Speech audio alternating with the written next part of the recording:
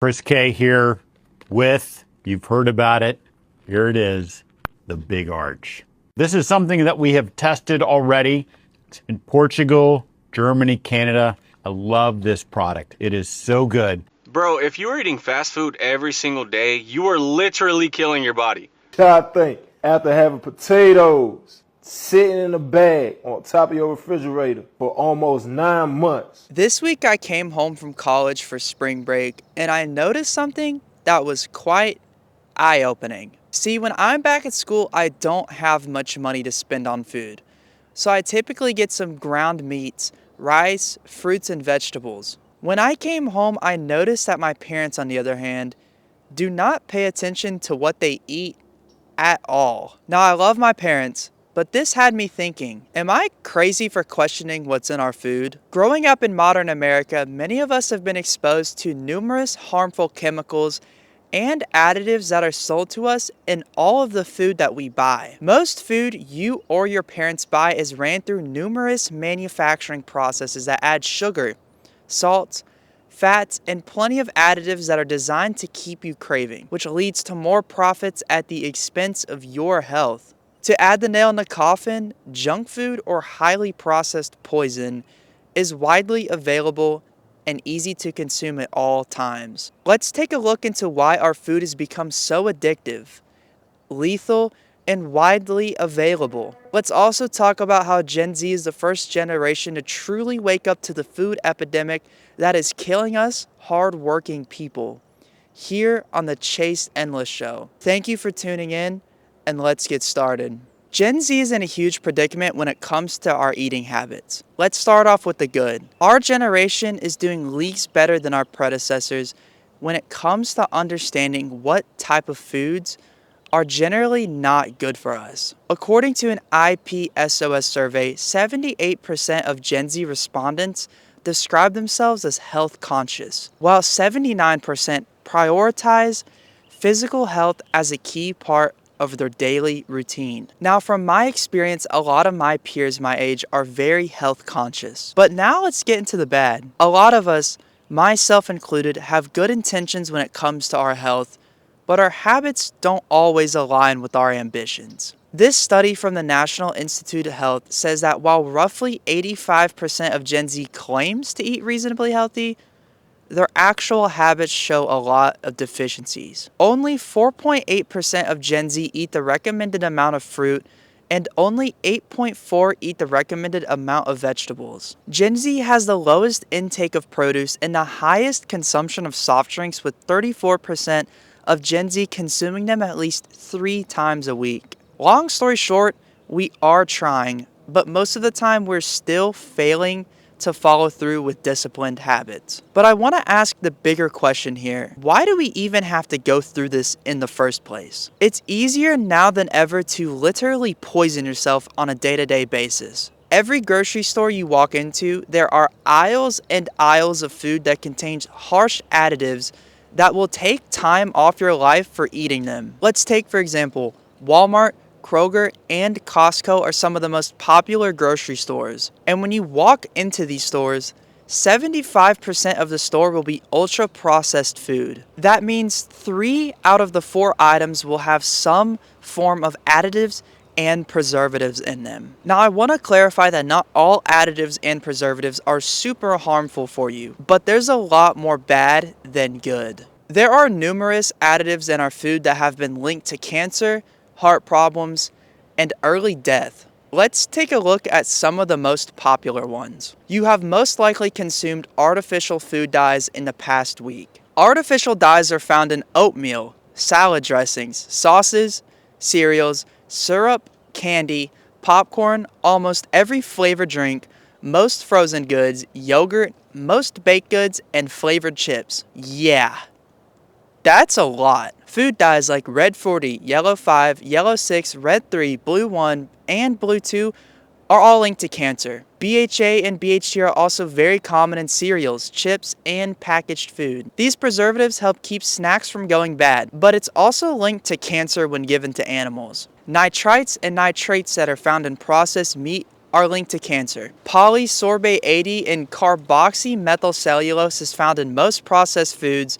sauces, and ice cream, and it's linked to gut issues. You get the point that I'm trying to make here. Next time you're in your kitchen, I would like for you to grab some food that you have laying around and look at the ingredients list. I guarantee you in less than 10 minutes you will find something that is linked to cancer. On top of all of this, additives and preservatives aren't the biggest issue when it comes to our food. Most modern food now is loaded with added sugar, salt, and trans fats that will cause you to crave more, eat more, and then suffer from high blood pressure, cholesterol, and even a premature death. Companies have teams of people who study the most effective ways to keep you hooked on their food. The goal of these companies are pretty simple. They aim to make food as cheap as possible by getting inexpensive and most likely unhealthy ingredients. They load up on sugar, salts, oils, and preservatives to keep the shelf life longer and taste better. All of this with the goal of distributing more, selling more, and keeping you hooked, all for their profits and not for your health. This is McDonald's French fries. In the US, there's 11 ingredients. In the UK, there's 3, and salt is optional. An ingredient called dimethylpolysiloxane is an ingredient preserved with formaldehyde, a neurotoxin, in the US version. This is used as a foaming agent so they don't have to replace the oil that often, making McDonald's more money here in the United States. Alright, look, I'm about to complain about the law real quick. Tell me in what world this makes sense that we have state laws for our food warnings. I was opening up a box of glass noodles yesterday and it had a warning on it that said, linked to cancer in the state of California. The first thing that ran through my mind was, what about the rest of the world? Regulation around our food makes absolutely zero sense. There are numerous bans and regulations that are in place in certain areas, but not in others. Let's talk about the good old California once again. California passed a law in 1986 that's called Proposition 65. This law lists over 900 chemicals that are linked to cancer, birth defects, reproductive harm, and a lot more. While I was trying to understand myself why our food laws are so inconsistent, the biggest sentiment that I could find is that there are many gray areas when it comes to our food. While some laws are federal, many are passed down to the state, which causes differences in the law wherever you go. While one state will ban food additives out of caution, the other will wait for harm to come of it before banning it. This is even more extreme at the international level, with countries like Europe regulating many additives while the US just lets them go buck wild in the factory. Let's take for example, in the EU, if food contains red 40, yellow 5, or yellow 6, they're required to carry a label that lists the effects on children's behavior. But in the US, there's no warning. In the EU, if bread contains potassium bromate, it's banned because it's linked to cancer. But in the US, you can eat all the cancer bread you want. Azodicarbonide in bread, brominated vegetable oil in soda, and growth hormones in beef all are banned in the EU due to links to cancer, but it's widely available in the US. I also learned that in the US we wash our chicken with chlorine before it's sold in the grocery store. This is all because the EU prioritizes a better safe than sorry approach when it comes to their food, while America waits for the damage to already be done to cause a ban. Speaking of cancer, let's talk about how widely available it is. This is editing Chase right here. I currently just want to say that I went on a fishing trip with my dad and we had a lot of fun, but I ended up eating this burrito from a gas station that he brought on the boat. And I looked at the ingredients list and I'm going to show them on screen here, but yeah.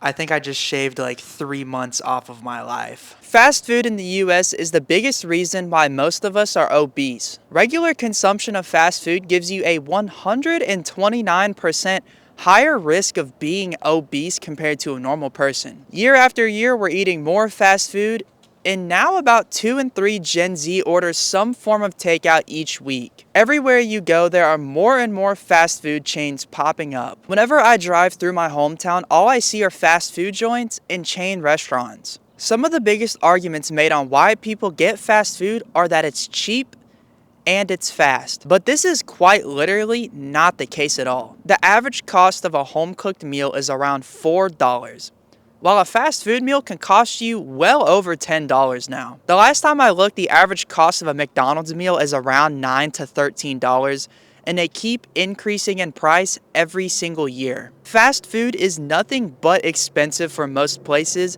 and it also isn't fast either. The amount of times I can count in my life where I have been in a fast food drive-thru and it takes 10 to 20 minutes just to get through the drive-thru and get my food, that's the amount of time it takes to cook a meal at home. Fast food joints and chain restaurants are home to some of the most manufactured and processed foods that are directly stuffed with sugar, salt, oils, and all of the preservatives that we've mentioned in this video. Let's play a little game and see how much life I have lost from some of my favorite fast foods. Now, just to clarify, I'm going to talk about some fast food and restaurant foods, and also don't judge me. Let's start with Chili's.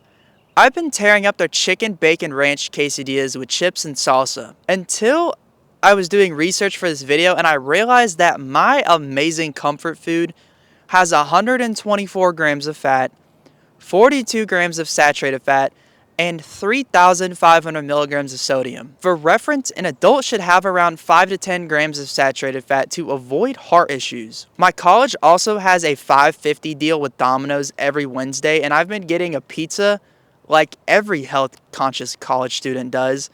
And let me tell you, I go to town on the whole thing. One slice of my favorite pizza I get every Wednesday is around 290 calories, 12 grams of fat, and 5 grams of saturated fat. This on its own doesn't sound bad, but remember, I like eating the whole pizza. That's 2,320 calories, 96 grams of fat, 40 grams of saturated fat, and a whopping 4,560 milligrams of sodium. Just because we are in our 20s as a generation doesn't mean we are free from health problems. For example, I'm a young adult now, but if I kept eating like that, it would catch up to me in the long run. I just want to remind you that if the CEO of your favorite food place is calling the food you eat a product, you probably should rethink your eating habits. In Canada, I love this product. It is so good. Look, I know a lot of us are busy and stressed out, but what I want you to take away from this video is to at least try to live a healthier life. There's an app that I use that's called Yuka.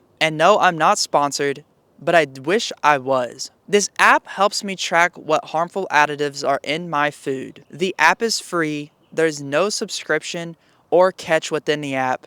You just make an account and you scan away. Correction, I think there's a paid version, but it's definitely not required and I don't use it. Again, this app helps me see what's in my food and I make decisions from there. A lot of the food that we consider easy, cheap, and pleasurable are in reality more expensive, more inconvenient to get, and overall killing you very slowly. Every time you get that fast food meal, that restaurant food, or that pizza, you're directly contributing to shortening your lifespan. Please be mindful of what you're eating, use apps and the internet to look at what is in your food, and take care of your body. Most importantly, don't completely trust all of these large food corporations that just want your money. You only have one life, so try your best not to shorten it with poor food choices at a young age. If you made it to this point, drop a fire emoji, and more importantly, thank you for watching.